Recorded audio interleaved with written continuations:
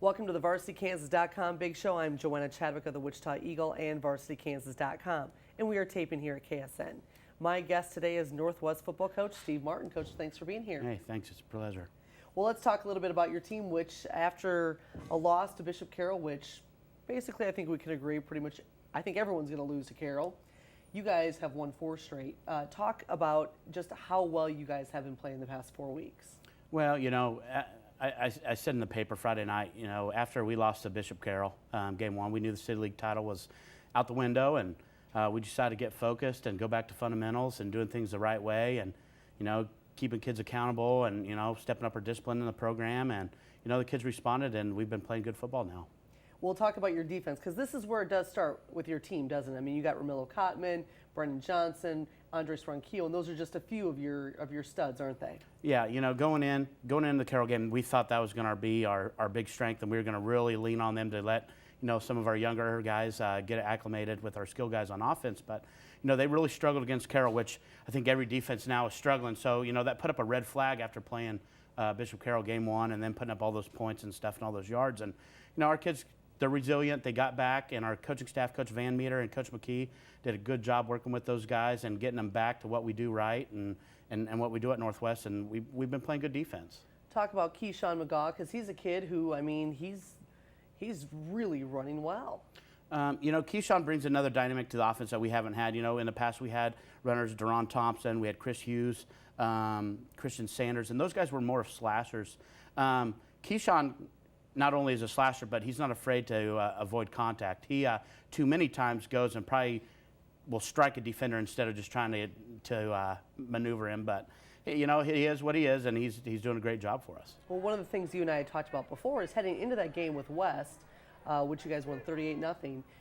You know, you go into that game, and this is a kid who had only had 1 carry for minus yardage. That's phenomenal. Yeah, and I think big part is our offensive line. Our offensive line is playing pretty good right now. Even against Bishop Carroll, we felt they played well. They just didn't maintain some blocks, and Carroll's linebackers were able to come in faster than we anticipated. But, you know, that says a lot about our offensive line. You know, they all were starters last year. We returned all 5 back, and I think they've done a great job, and that's not taking anything from Keyshawn because, you know, like I told you before, he always falls forward, and for a running back, that's so important.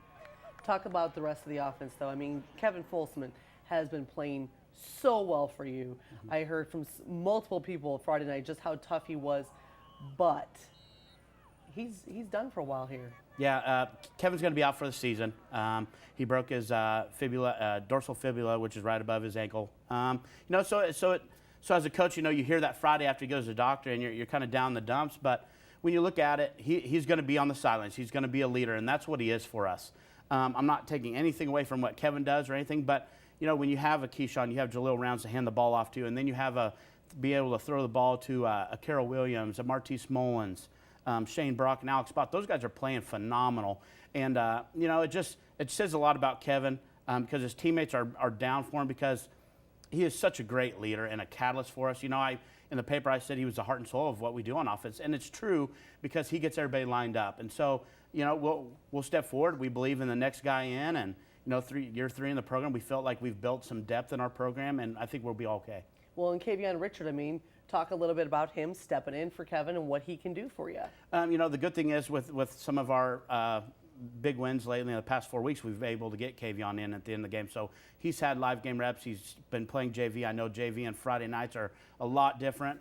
But this offense suits Kavion. It's right down his alley. He's a very good runner. He's probably a more dynamic runner than Kevin is. He'll just have to get confident in the pocket and throwing the ball, and our offense line will do that for him. All right, well, let's talk a little bit about districts. You guys have been in one of the less interesting districts for a while. Basically, we could all write you in pen. I could use ink to write you guys in as a playoff team. It's a little different this year. You've got Dodge City first game of districts, which is only 2 weeks away. You've got Garden City and Hutch on the road to end the season. Talk about how you guys are going to be able to do there. Well, what's great, I loved it. Now, don't get me wrong, I don't want to take anything away from North, South, and campus, but it was for our program, I felt the program was stagnant in the meaning that our kids didn't have to get better from week 1 to week 9 to make the playoffs, and I think that's a shame. So when they announced that districts, I actually was excited because I felt like it could take our program to the next level. I talked to Coach Shuckman last year during track season. I said, Coach, what was one of the things that got your program where you felt like you were a consistent winner?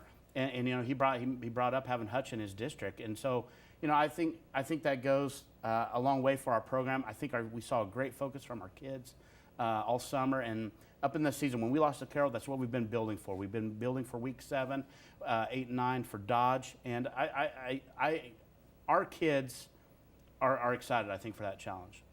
Well, Coach, thank you so much for being here. I do appreciate it, and good luck to you the rest of the way. Thank you. Appreciate it. Thanks so much for watching the VarsityKansas.com Big Show. You can contact me via email, jchadwick@wichitaeagle.com.